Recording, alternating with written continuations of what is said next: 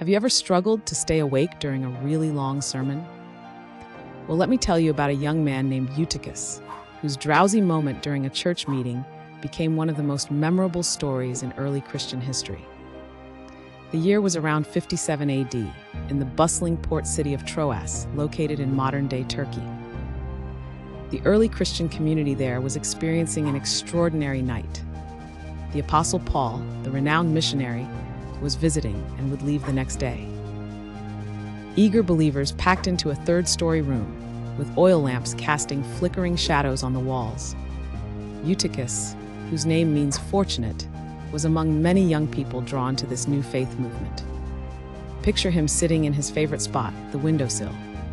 The windows were open to let in the cool night air, as the room was crowded with people listening to Paul's teaching.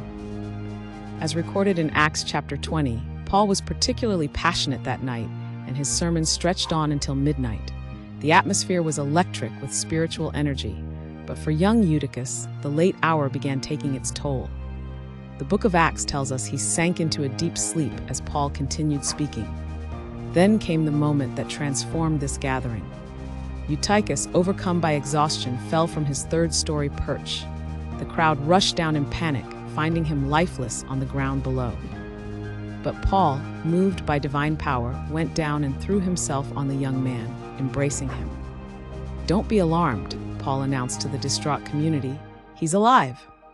This miraculous intervention turned a potential tragedy into a powerful testimony of God's presence in the early church.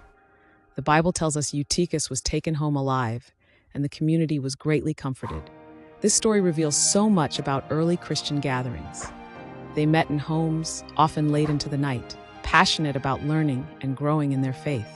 Young people like Eutychus were vital parts of these communities, even if they sometimes struggled with lengthy teachings.